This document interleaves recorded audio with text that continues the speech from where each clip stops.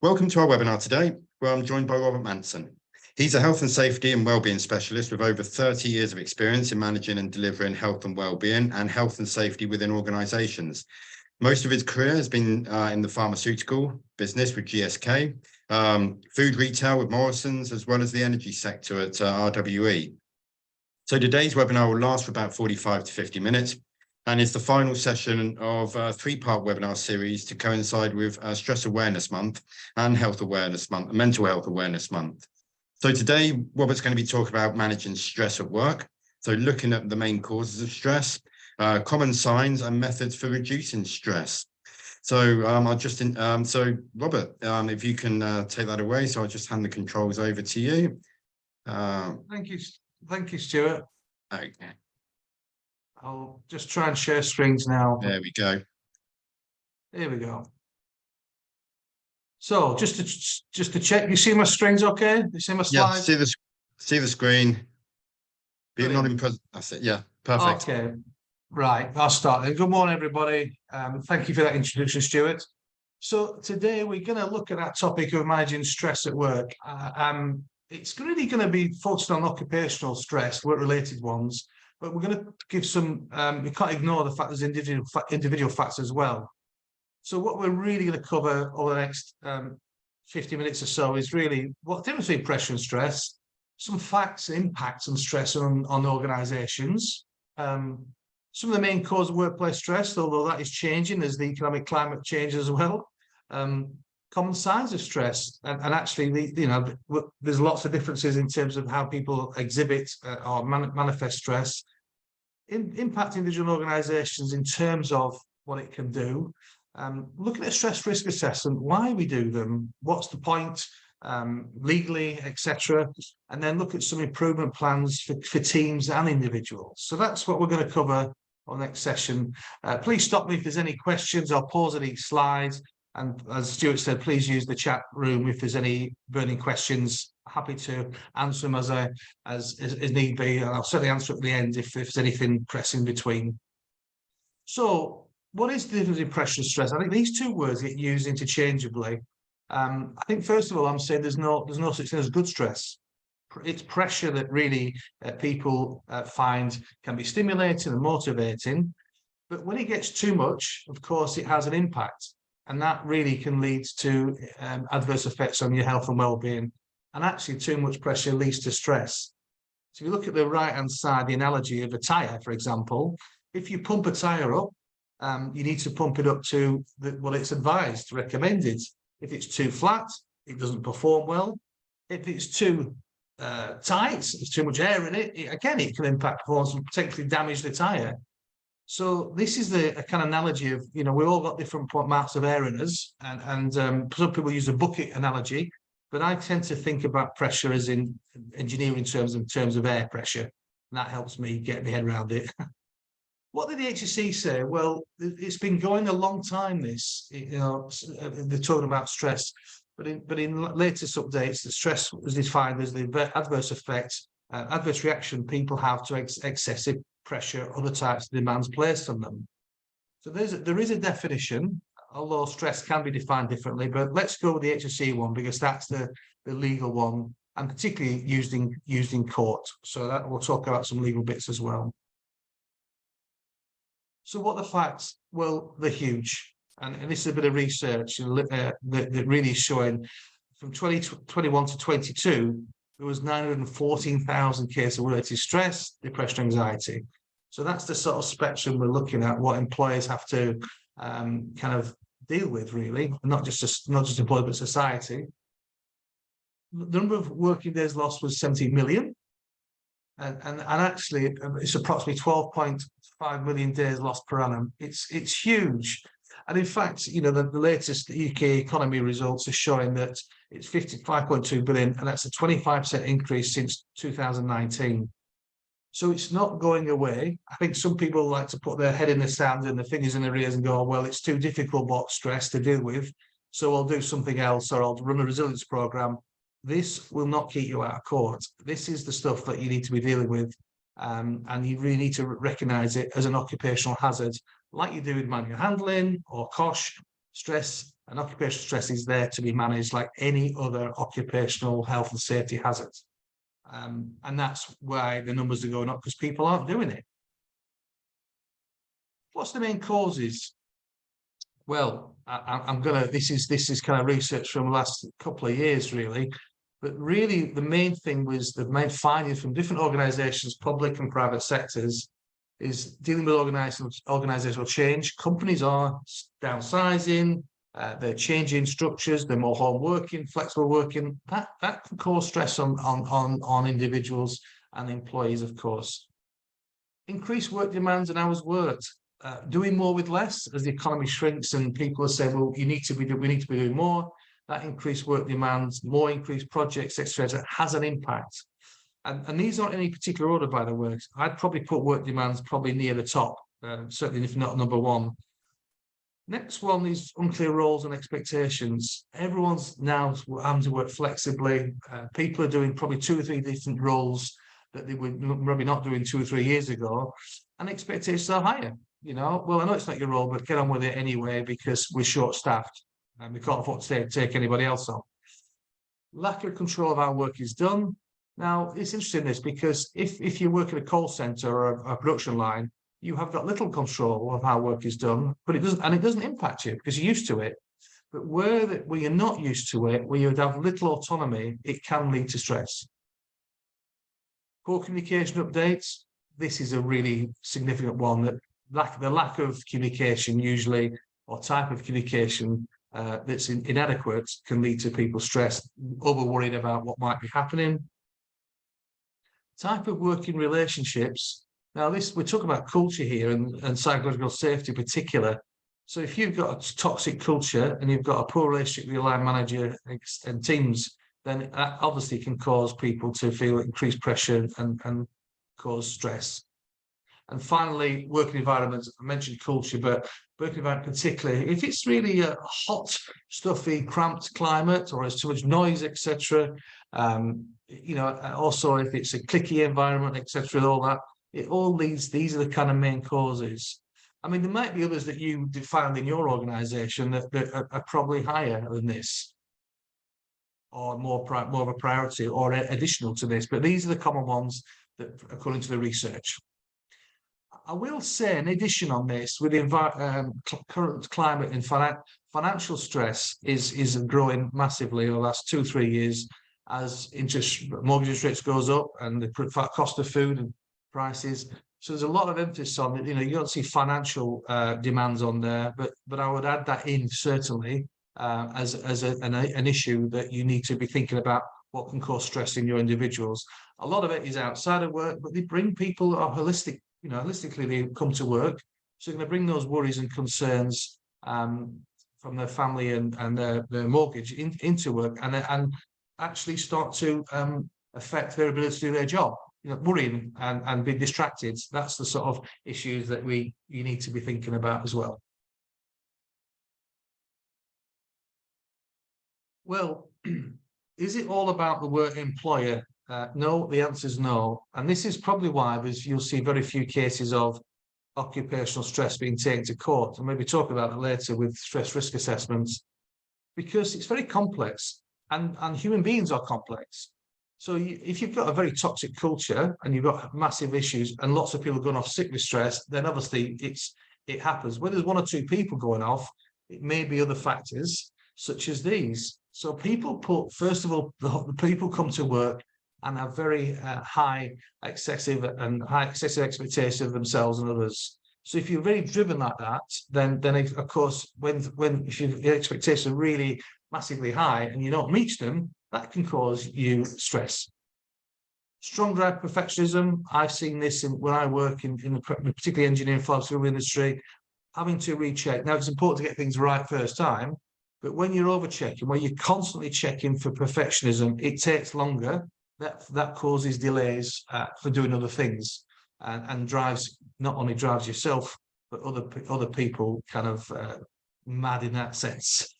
Lack of acceptance of own faults. Now, it's really, some people are very sensitive, but some people kind of don't like feedback. And if you think you're right and everyone else is wrong, then of course that can cause issues for yourself. strong identification with work. What does this mean? Well, it means that you've nothing really much else in your life but this, or work is the massive number one priority. So what happens is you neglect everything else outside of work. And when things aren't great at work, then there's a greater impact on the person. People have got an integrated work-life balance, then they go, you know what, I've had a bad day at work, but actually I'm glad I've got a great family, I've got some friends and they've got some other hobbies.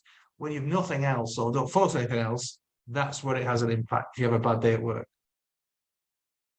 Feeling responsible for everything, particularly this is line managers and then sort of middle managers I see, that they kind of take the whole world on their shoulders, the people themselves, the teams, the production, quality, health and safety. Actually, you know, you're not superhuman, and therefore you've got to delegate and also be clear of your responsibilities. This causes a big amount of pressure. I see middle managers, this responsibility level. Feeling indispensable. Now that can happen at all levels, senior leaders and people at different parts of the organization. You know, not relaxing when your day's off, not trusting other people. If you know, not wanting to pass anything on because only you can do that. And if you go off on leave or day, you worry about things not being done properly. That's actually a really unhealthy way to be living, and can cause people a lot of stress. That's why people take their maps up some mobile phones on days off and holidays, because of this feeling of indispensability. Assertiveness, you know, is a big part of it. Not being able to say no or not yet, or how much of a priority is it? Having just almost that challenge to when you get requests for work. But people don't like to say no. That might be fear of being chastised at work or not affecting the career, taking more and more on. And you see this in people, particularly with mental health issues, where you've got a kind of people with anxiety, depression, they'll probably actually want to take on more and more and more, even though they're not well. And that's a sign. Be careful when you're watching this, particularly in bipolar. I've seen that myself in many cases. This feeling of absolutely taking the world on and not being able to say no. But generally, people don't like saying no, and that's a conversation you need to have with your team lead line managers, because it's really important not to get swamped. And then the other one, the final one, is just insufficient relaxation. I would call that recovery time, where people go from back-to-back meetings, or people you know, don't have time to have a lunch or to the toilet or anything like that. That's really, for me, a big issue. That this can people not be able to switch off, even 5-10 minutes walking around the corner or going to the printer or getting a glass of water.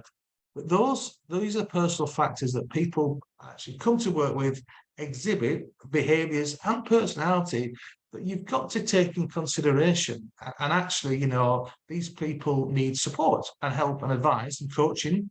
But these are the people also at high risk of having stress at work. And again, there might be other factors personal factors that you see in your workplace that could occur. Basically, you know, obviously multiple factors. People have different personalities.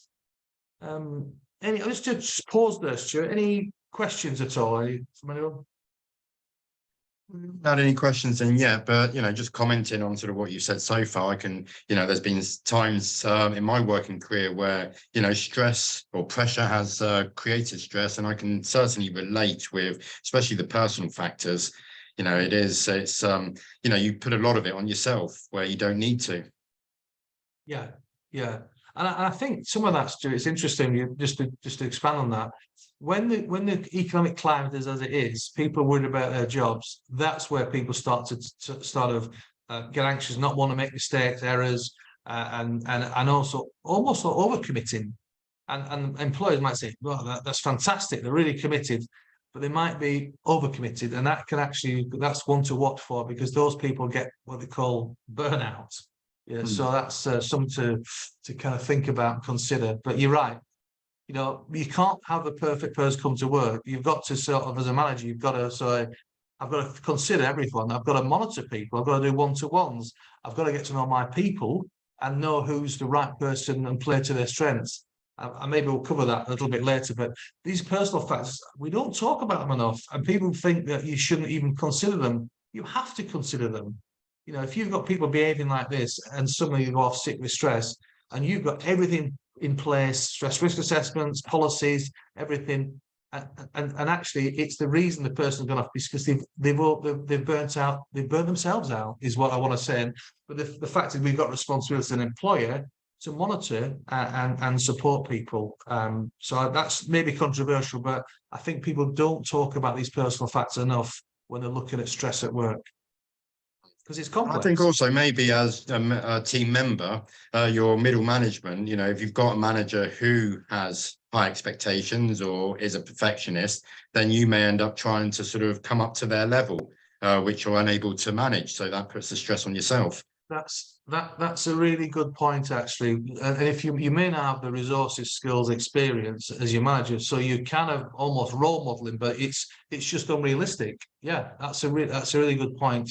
And people taking development at different paces, of course. You know, you're following your manager is a great example, but don't expect you can't follow it if you're not got the capabilities to do it as well. So it's a really good point now. And we've had a comment come in which mentions about excessive large meetings and fear of missing out is a big issue that Jason's seeing. So, you know, those are some areas. That's a really good point. I suppose this thing of, you know, if I'm not at that meeting, will it matter? You know, but if I'm not there, what's the consequences? And you know, so it's debating, almost like, you know, you got to think, well, do I need to be there? You know, usual check-in, and then can I get the results afterwards? But meeting management's a completely different topic, but it's a relevant one. I think there's back-to-back meetings and long meetings cause amounts of stress for people because they've other things to do, of course. But yeah, meetings should be shorter, should be very focused, agenda set in advance. And actually, stand-up meetings are really good for as well, rather than sit down for hours. But after more, I don't think meetings should last more than an hour unless they have to. And then it should be with lots of breaks in to keep the energy levels up. But yeah, meetings have gone crazy after COVID. I think that's one of the, for me, it's one of the things that the downsides of COVID is the fact that the amount of meetings went up with COVID, and they haven't reduced in some organisations as much. So that's a really good point to raise that as well. I think on the flip side, like we were talking prior to the webinar, I was delivering a day's training yesterday. So I'm away from my inbox, away from my email. So in the back of my mind, I'm thinking, what's coming in there? Am I missing something that I should be dealing with? So it's trying to separate sort of, you know, think I'm going to do, my emails will be fine. They'll be there when I come out my meeting or when I come out my training, and I'll be able to deal with it then. But, you know, it still plays on your mind sometimes. I think that's a really important. I've seen in my experience, Stuart, people sending emails and copying another 100 people in, and then 100 people get copied in. We're thinking, why am I seeing this? And almost like I've got to cover my back because I think it's a really important email. Whereas a 5-minute conversation might have been adequate. So we again, behaviour-wise, going to personal facts, some people love lots of emails, but they do cause a lot of stress because there's nothing else to do. When you go off for a couple of days, or if you go for a conference, you come back and I cut the red mist the next day, you're thinking, where do I start on this? So they're not prioritised. There's not, is it urgent? Is it important? People should put that in and only CC people in if they really, really need to be done. And I know some people delete their CCs because if it's meant for me, then I'll read it.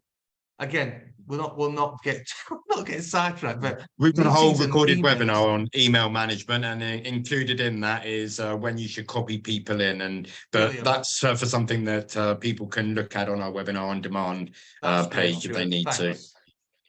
But these behaviours are again worth thinking about.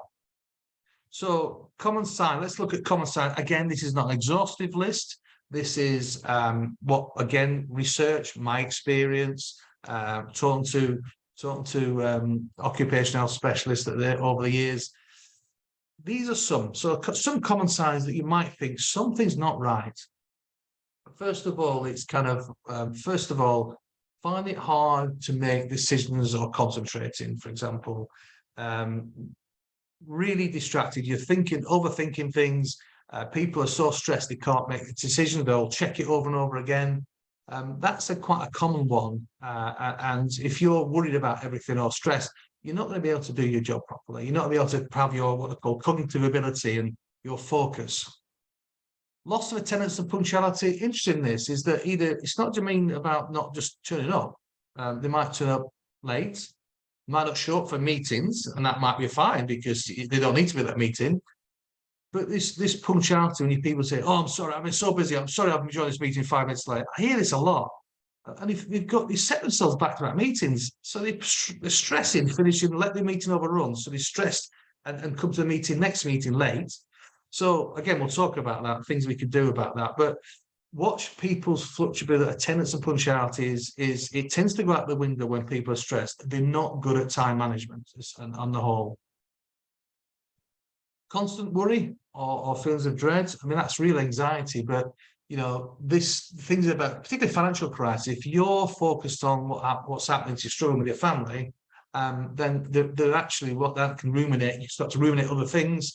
But people actually start saying, "I'm really worried about this," or you know, "Oh, I'm dreading that meeting." You're thinking, why suddenly that's changed? When people are stressed, everything becomes like almost like the straw that brought the camel's back. So this is an interesting sign that people exhibit. Some people snap at people. Some people will go quiet, withdraw.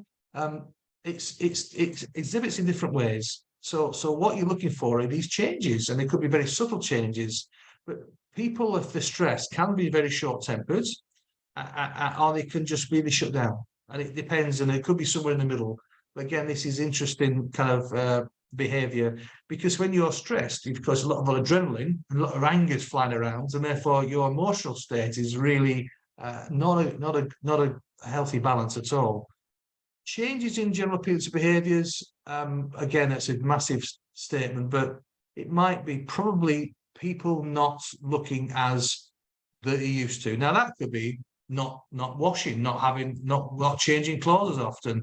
Some people are not sleeping very well, so they'll kind of come to work and they might not be a bit unkempt really. So that's this interesting sign that people are struggling generally. Eat too much to eat too little. Depends on what's going on. Some people are stressed, eat loads of chocolate and stuff. It's a comfort, or some will just completely lose their appetites and really, really not interested in looking after themselves. Usual substance abuse occurs: smoking, drinking, alcohol. I have to say, drugs will be used much more. I mean, it might be medication they use for stress, but it also could be other things that they use to help them get through their day. Let's put it that way. Cry more, feel tearful. These are really obvious signs, but little things I remember at meetings, if someone says something, they'll take exception to it and they'll be quite tearful afterwards. You think, wow, what's going on there? I didn't expect that. They don't usually react like that. But general emotions are really on the edge at times. And then really, I mentioned it, lose sleep, feel restless. Restless as in, you really can't concentrate in a meeting. You kind of like go on, classic one, isn't it? You go off video and you start working, trying to capture the emails, and you're multitasking. You're not being able to pay attention to what's going on at all.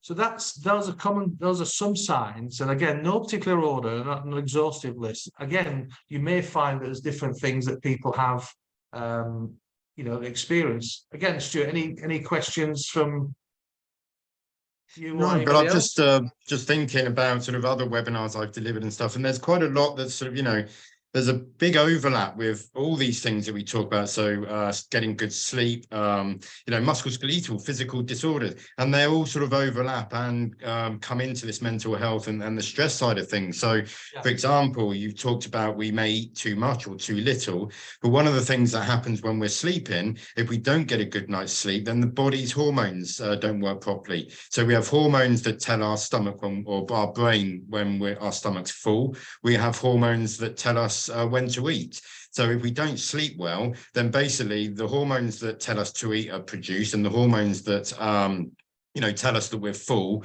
are reduced. So then we can get into these cycles. And when we are stressed, you mentioned about sort of tension, then we get tension in the body and the muscles. So there's a whole sort of myriad of things that sort of overlap with this as well. Absolutely. I mean, I did my MSc in ergonomics at Surrey, and I remember doing this study and thinking that 50% of people who have depression, stress, depression, anxiety, have back pain. And actually, the other way around, 50% of people with back pain end up with some form of stress or mental health condition.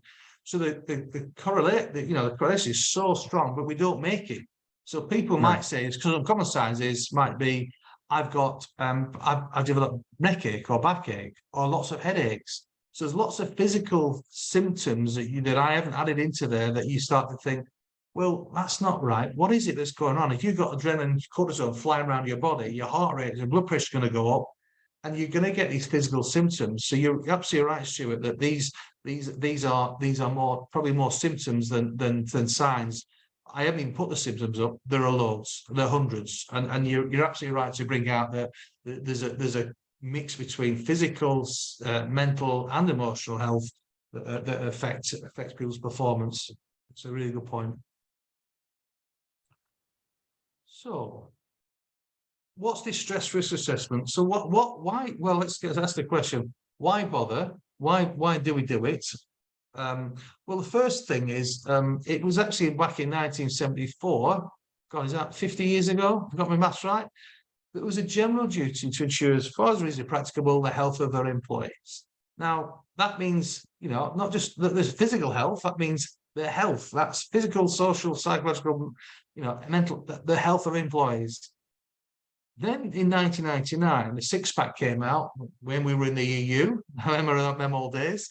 There was a management of health and safety at work regulation that states you have to undertake risk assessment that seek to eliminate or reduce risk to employees' health, safety, and welfare. And this includes stress. And it's written in the HSE guide. If you go on the HSE and put stress on, it'll be very clear that these regulations cover work-related stress. Yeah. So there's two laws. Also, the HSE recently, and the reason why they did this, a lot of complaints saying, well, why do we not enforce it more then? Why are only like one or two cases a year that people get prosecuted for? Well, two main reasons. One is it takes more than one person to go off sick, so they look at that, but it also looks at the overall picture, and it's quite a complex one to identify an employer. But now they're saying, if you haven't got a stress risk set, we want you to have one. At least you've got to treat stress the same as every other hazard at work. And they started what they call a Working Minds campaign to remind, they didn't like to say enforce, I'll use my words, not theirs, employers of their responsibilities and will take action if non-compliant. Now that's a change. That was only done last year. I've never seen that for a while. And then because the stress is costing so much and employers are doing so little against it, it's become a real bit of a focus. So if you're out there doing nothing, then I suggest you start thinking about this big time, because they will start to visit and they will start to ask more questions than they've ever done before. The other reason why I do stress risk assessment is, well, why wouldn't you treat stress like any other hazard, like manual handling costs, as I mentioned earlier? And isn't it the right thing to do? And isn't it good to control your risks, hazards, and risks in the same way as anything else? And why would you want to let employees harm them and let them go off sick and probably end up never coming back if they've been off 6 months? So there's a moral reason to do these stress risks, not just a legal one. I want to add that in personally, but the carrot is the compliant. Sorry, the stick is the legal compliance, but the carrot is it's just good practice. It's just good management practice to treat stress like you do everything else and manage it. And actually, we might think it's more common, but it's not. I want to say that there's other factors you got to think about. You got to think wider. But the people are fearful of tackling it, and I want to make sure today that take some fear out of this, because it needs doing. So you can also do a dynamic stress risk assessment. So what you go, well, is it difficult to do? Well, you can do it non-paper written down. So you look at this, for example, this pressure performance curve. You can say, well, on the higher axis, the vertical axis is performance, on the lower horizontal axis is pressure. What you're looking for, if you say to people, how do you feel? How much pressure do you feel? Well, I feel comfortable. That means probably that they're okay. They've got enough tasks, demands to manage them, and they don't feel in excessive pressure. Boredom, I'll pull in now, is that when there was no real level of pressure, and there's nothing, you've got a job that's not satisfying you, then your performance is probably going to be lower as well. You might want to increase the pressure yourself because you think, I want to change my job, I want to experiment, I want to do some development, and I'm going to take a change in job. I'm stretching myself. That's actually what they call optimum performance. However, here's is where if you start to pump this air in the tires, I think it's fine. If you overdo it and you start spinning too many plates, you start to take on a lot too much responsibility, particularly if you've got personality that's really driven as well. You can go into this what they call strain. This is where you start making mistakes. You start making poor errors, decisions, errors, risks to health and safety. Accidents can go up. And then, of course, if you keep putting pressure in this tire, then you're into what they call crisis, where your health breaks down and you particularly experience burnout. If you've got too much pressure, you're in stress, and then actually when you come, I'm actually suffering mental ill health here, and I need to go and seek medical help. Now, the signs of this started when they're in the stretch zone, and that's good management practice and good self-development, is you monitor yourself. So this is a nice way of doing, well, I can do a dynamic stress for success myself. It doesn't cost anything. People can do this themselves with teams, and they can do it with each other. Where are we on the pressure curve? Just good practice. Put it on the agenda at meetings, particularly. Some people use this to start meetings or do one-to-one reviews. So here's something to think about that doesn't always have to be written down. However, the one that you do think you need to be written down when you do a formal stress risk assessment. Now, the HSE did, through their research, did identify what they call 6 management standards. And again, this is on their website. And I'll just briefly cover this. So look at they said, well, look, generally we know that from occupational stress, work-related stress can be caused by generally 6 areas. First of all, let's look at demands. The amount of work people do. Work patterns could be shifts, could be night shifts, could be lack of days off. The work environment could be cold, hot, noisy, whatever. So these are physical, mental demands that people experience at work. Then there's this control, how much say have they got in their job? And I mentioned this earlier, that it's not always a problem if they're used to that, but actually control is a big factor. If you've got little say in how you do it and why you do it, etc., then control is important. Support, again, there varies again, but generally people need to have some sort of support, encouragement, sponsorship, feedback, etc., resources. And this tends to come from the organisation, managers and peers. Next one is relationships. How positive is the working environment? How much conflict is there? I mentioned about psychological safety. If you've got an employee working in a toxic environment, then it's going to impact them. If they're trying to speak up against anything, or break the sort of mold and do something different or whatever, challenge it, then that's in the chastised for that. That's not a good thing to be in. Role, again, are we clear? Do we all have job specs? Do we all have real clear roles, responsibilities? It's getting merged. A lot of people don't like fixed job descriptions, and I personally think it's fine to have a loose one. But as long as you've got that understanding, that relationship with your manager and the organisation, that's absolutely fine. And then this next one is really about change, how organisational change is managed, communicated. Worst thing is, the best thing the worst thing is if you go through change where you don't involve your employees, you don't keep them informed, and you don't really engage on a regular basis. Even if nothing to say, it's saying there's no more updates on our changes that we're doing. Some people love change, and some people don't like change at all. And therefore, you've got to take people on a journey. But again, change is a big factor. So these are 6 standards generally. You notice again, these are occupational stress. There may be other things that you need to think about.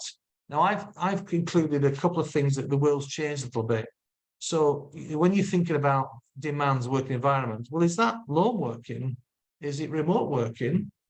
Is it hybrid working, which is like choosing to work from home or the office? If you haven't got the right equipment and you haven't got the right environment and space, then this can cause lots of stress to people. I know during COVID that we were having young single mothers with children. It really impacted with going with stress, trying to do their job and run households. And we had single fathers with the same situation, really.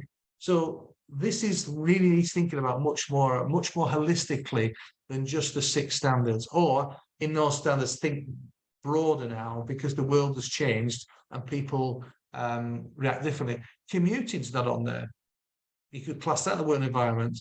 I know it's less now after COVID. People are working virtually, but again, think about how that might affect.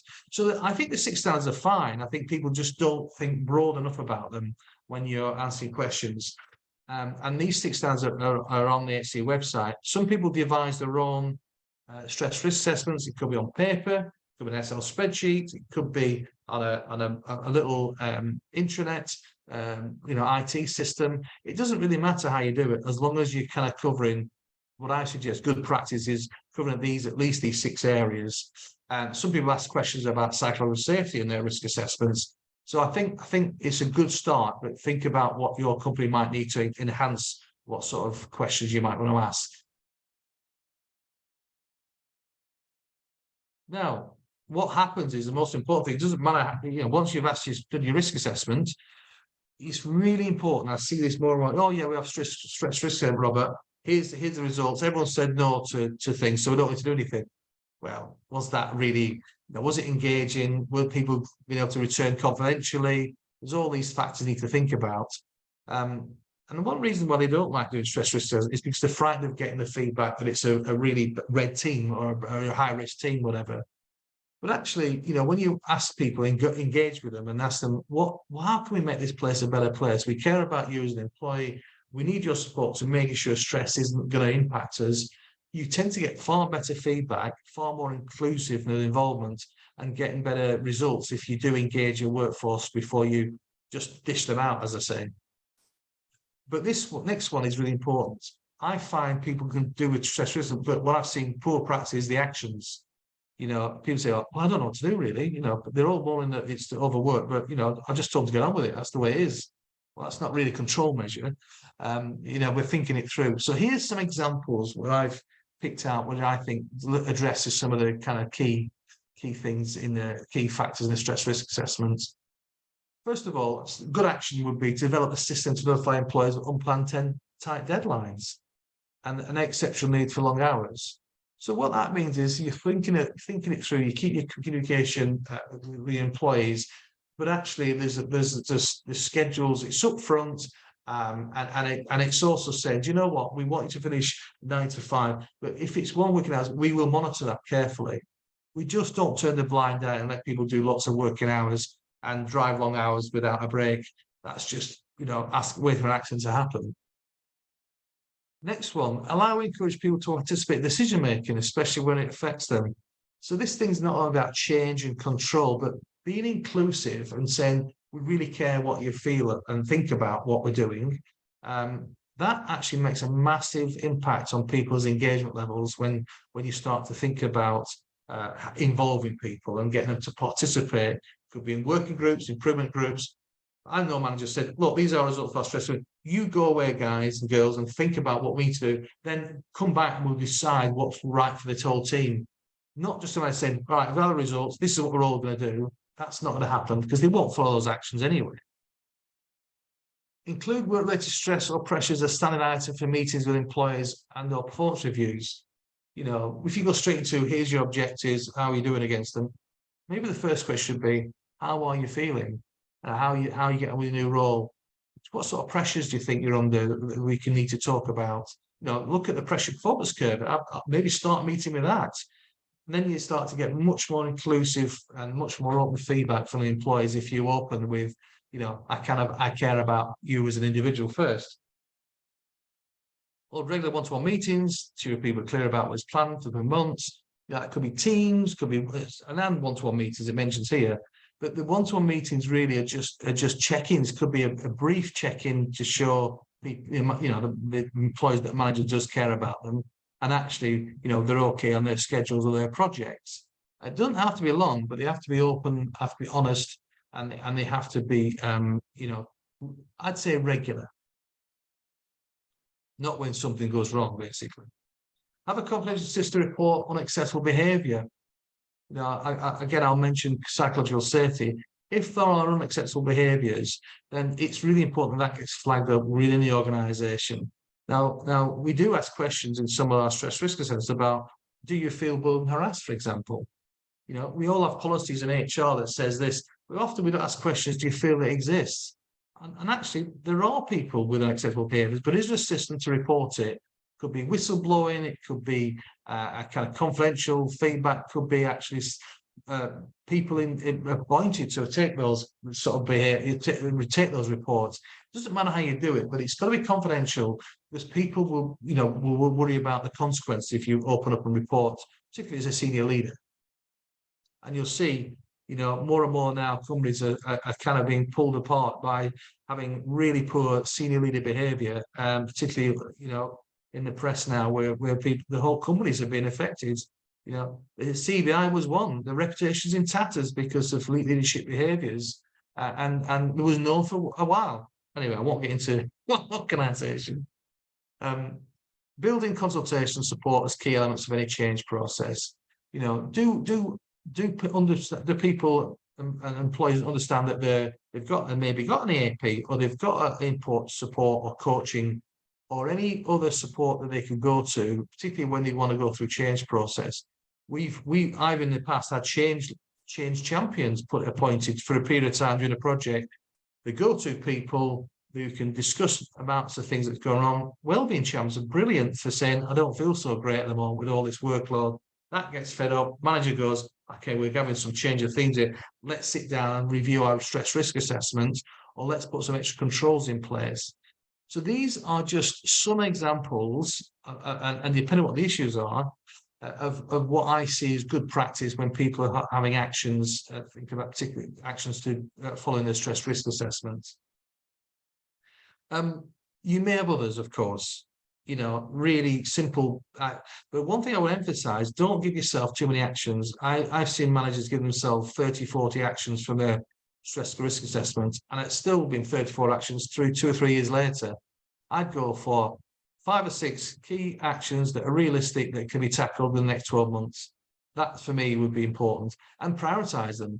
You know, prioritize 1 should be done next first 3 months. Priority 2 should be done within 6 months. Priority 3 within 12 months. So think about your actions, think about prioritizing them and impact on the team, and constant review, particularly when there's significant changes. So how often should you do them? Well, it depends. How often do your health and safety risk assessments? Some do it yearly, some do it 3 yearly, but that's fine. But when there's significant changes, like you're going through reorganization, or your managers change a lot, or massive change of project, you should review your stress risk assessments on a regular basis when there's significant changes. I think that's just good practice. That's same good practice. You know, if you change your chemicals in your cost assessment, you'd say, hey, yeah, we need to sit down and review our cost assessment because we've got a different chemical and different control processes. So think of it in that sense. It helps. Stuart, any questions on so far on stress risk assessments? Remember any questions or comments coming in, but I was just thinking as you were going through that, I definitely sort of you know, emphasize with the when you have your one-to-one meetings or have any kind of meeting that with management, where you know you start that conversation off sort of, you know, getting rid of that management sort of level and employee type thing. So it's just a human conversation about, you know, how are you? What did you do last night or the weekend? And you just start off as a nice chat, because it just sets the scene, I think. And then management can come in and sort of, you know, discuss whatever the business needs are at that point. You know, I've found that sort of useful over the years. Yeah, absolutely, Stuart. I mean, you come in and say, objective 1, have you done it or not? You know, I know people still do, and they still, and the nose in a laptop. We can start off, look, before we start, how are you, and how are you really? And you know, let's talk about this last month of work. What's working, what's not working? How do you feel about the pressures you're under? Being human about it, to be honest, it makes a massive difference, and managers need to be thinking about being much more coaching approach than a dictatorship approach, for sure. Yeah, it's a good point, Stuart. Yes. Well, There's also things you can do as a team. I call it a workplace improvement plan. You could call it an action plan, team action plan. So as a team, you might say, we've got these stress risk assessment things, but the stuff that we can do ourselves that we don't have to write down. We just need to say, this is going to be our culture now. This is like, we're going to have a charter, to keep our stress levels down as a team. We'll not set up meetings between 12 and 1. Let's just agree that. We want people to have lunch, a break. And if we set a meeting, we're going to have it, make sure it's only 50 minutes, less than an hour at least. So we've got 5-10 minutes to plan and recover for the next meeting. Nothing stopping you doing this. It doesn't have to be an action. It has to be just good practice. We won't work after 5 o'clock unless we're on call or it's critical. We'll all go outside. It's for 20 minutes at lunchtime, unless you've got to cover the phones, of course. And this is important. Things like I will stand at my desk straight every 2 to 3 minutes, every 90 minutes.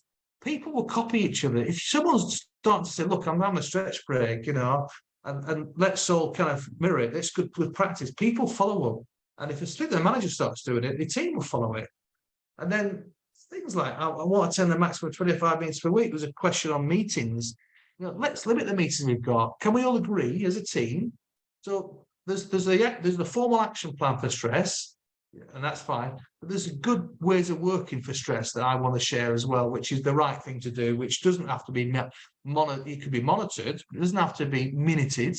We can say, let's look at our work plan. Are we doing what we're doing? It just keeps it. It's almost like a temperature check every month or so. And then there's individuals. This is what I want to say. People bring their own stress in from home to work, and vice versa, of course. But I'll just, you might have seen these before. But I want to just very quickly just remind people, if you do these things, your health and well-being will be much more positive, and your stress will be far more reduced. So first of all, talking is massively important. Having an open, honest conversation about how you feel. Exercising, moving, doesn't have to be a marathon, but drinking, eating, sleeping, you mentioned, Stuart, earlier, making sure your physical body is actually aligned with your mental and emotional state. We're talking about emotions. What about calming? Keeping calm, try meditation, relaxation techniques, anything. Mindful walking is just even 5-10 minutes outside. So you just really, stop thinking about the things that's worrying you. You're thinking about something else, or maybe your breath for a few minutes. Learn a new skill, keeping you kind of active going, but you distract yourself from the things that you're worried about. So little games and puzzles and kind of new hobbies are a great way to kind of chill. Relating with people, actually spending people, friends and family that you care about, particularly affects your emotional health, your endorphin levels. And it really makes people reduce your parasympathetic nervous system. It calms you down. And if you're so work focused, these things, remember, can go out the window. So be careful about focusing on the people you care about. Contributing, doing things good, could be acts of kindness for a colleague, friends, family at work, or actually doing some charity work, or contributing to doing voluntary work for outside of work. These things make you feel much more calmer, that there's other things in your life that's just not stressing you. Hobbies I've mentioned, and then really finally is congratulating, being kind to yourself and others. If you wrote down 3 things that went well today, if you start seeing 3 things that I'm grateful for, whatever works for you, that actually starts to actually relax you, and you can actually sleep better, if I'm honest, rather than thinking about bad things. Bad days at work, think about some of the good things at work and at home. So these are, again, different things will work for different people, but these are evidence-based kind of stress reduction plans, actions that you could actually think about doing. Pick one and practice it and start now. I want to finish off by kind of just very quickly thinking about this is really important for me. When I do some auditing in companies, I'm always disappointed in many ways, and in many organizations I find I'm really very few people get this right, and I'm not just being critical. Even the big companies I see think they tick the box, say, hey, I've got that. When you actually look at it, they haven't. It's in place but not in use. I call that as an audit term. So first of all, has your company implemented the following? Have they got a stress and mental health policy? It might be called a health, safety, wellbeing policy, for example. Is there something written down that gives expectations of employees, managers in the organisation, responsibilities? Have you sit down and looked at your review of your sickness absence trends, reasons, your engagement surveys as well? You know, your stress risk assessment might be fine, but I think there's a pocket full of really unhappy individuals or discontent. You know, there's a pocket full of a lot of stress and a lot of mental health absence in one area that I wasn't sure about. What's going on there? You know, do you review those trends and look at your reasons for absence engagement? Have we trained managers and employees to recognise stress and mental health conditions? You know, it doesn't mean to say you have to have be mental first aiders. But that helps as well. But recognising stress and mental health conditions is really important because people think it's almost stigma. It's almost like addressing, you know, when we looked at sort of diversity years ago, this still is, we know it's there, but we don't like talking about it. But having managers recognise that it is equally important to manage stress it is any other occupational health hazard, then I think for me, you know, it puts it on the table and it makes it culturally acceptable to talk about it. Have you got the big one, the stress risk assessment with continuous improvement plans that we just talked about? Again, I see many examples of different ways, but what I do see, they may have it in place, but it's not in use. So there might be some actions that are just not communicated and it's not reviewed and it's not consistently updated. So I call it a dynamic stress risk assessment. I see very little evidence of that. And some people get it perfectly right and it's brilliant, but I'd say it's very few cases I see. And you know, it's something to really think about because this can cost you money. And it could give companies a lot of liability and also be taken to court and give you a poor reputation. It's just not, you know, it's they expect to have a stress risk assessment. Get on and do it and actually treat it the same as any other occupational health hazards. I still struggle to see why people don't do that. And if you need help, you need to go and find help. Audit inspection, it's really important that you actually go and review, plan, do, check, act, as you said, make sure that you've got things in place, that you're reviewing your stress and mental health amongst your employees. Discussion groups, chat rooms, wellbeing champions, they're good at monitoring kind of what's going on in the business. Regular consultation with employees and work conditions, that could be unions meetings or representative meetings, but there's generally some regular consultation how things are going on around here. And then what health and wellbeing support have you got for your employees? And it's not just having an EAP, it's much more than that. And I think, you know, if you looked at EAPs, only 2 to 4% of people using those. So you think, what else? How can I get the majority of people, you know, having programs in place, using people, doesn't have to cost a lot of money either, but make sure people know what support's in place. I see a lot of companies throw lots of resources at it and employees don't know where to go to find it even. So it looks good on paper, but actually in reality, it's not useful at all. So these are some key questions I want you to think about. And again, you know, there are a few challenging questions here, but these are what I call good practice of managing stress at work. There's lots of information out there, you know, and I think what I would start to say is one big takeaway for me is start to put in an agenda, start thinking about how can I manage stress better in my workplace to care for my employees' health and well-being. Stuart, that's me done. And if there's any kind of questions, I'm happy to answer them. No, that's great, Robert. Thank you very much. We haven't got any questions in at the moment, but I've just got a comment and a question, which, you know, while we're waiting for any questions to come through, just regarding the stress reduction plan, something I've found over the years, which has been very helpful for myself, is not to think too far ahead into the future. So obviously, you know, being a trainer, I have, you know, courses that I'm trying to plan, trying to, you know, prepare for and then deliver. And so, you know, part of my stress in the past has been thinking about all these things in one big thought, yeah. Whereas actually breaking it down into little sections and thinking, actually, that's next week, I don't have to worry about that. That's something that has helped me in the past, is just trying to focus on the day or what's happening tomorrow, and that's it. But in terms of a question I've got, I'm assuming there's the HSE would have a stress risk assessment template. Do they have one available on their website, or Yeah, is there there, is. you know, one of? It's called the indicator tool. It's been updated. I personally find that it's a good, useful tool. Some people find it quite complicated. So I think it's worth to start. It's really good to look at that template to say, at least look at the types of questions they ask. And you can use that template, or you can use, as I say, other ways of doing stress risk assessments. The bigger companies tend to use IT platforms where it's a link sent out, you know, it's adapted, and it's all conventionally sort of gathered. That's a probably smarter way of doing it than the indicator tool. But the indicator tool is really useful for, these are approved, recommended type questions that you should do to do a suitable, sufficient stress risk assessment. That's just my view, Stuart, on that one. Okay, thank you. We've had a question come in. So it's about returning to the office. So return to office mandates are likely to cause more stress for employees. Any advice on how best to manage this issue? Yes, yeah, it's a very good point, actually, and I think it's regular one-to-one. Some people find the return to work absolutely joyous. Some people find it really quite anxiety driven.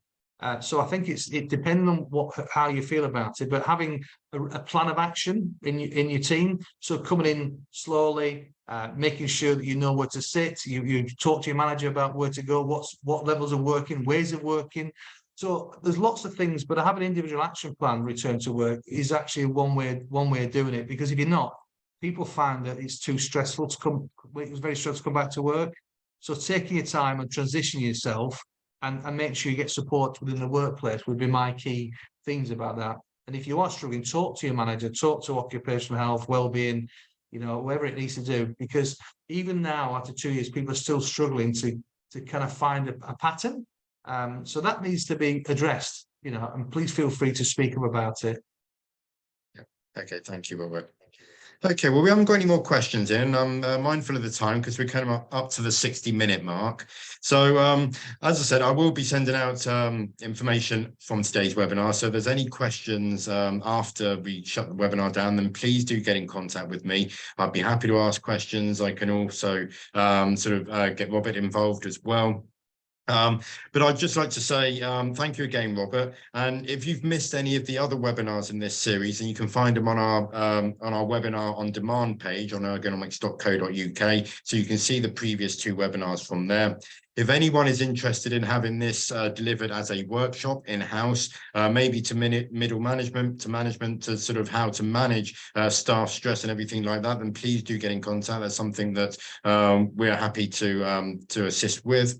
I just wanted to say that our next webinar coming up will be from Guy Osmond, talking about the value of an overheard conversation. So this is to link in with the new era of hybrid working and organisations' risk of losing those serendipitous moments we have whilst working in the office, as well as those opportunities for osmosis learning. So he'll be talking about the benefits of interaction within the office, both to the business and the individual. So if you're able to attend that webinar, then that would be great. But all I've got to say is thank you once again, Robert, and thank you to the attendees for attending. And we look forward to seeing you on our next webinar. Okay, many thanks and goodbye.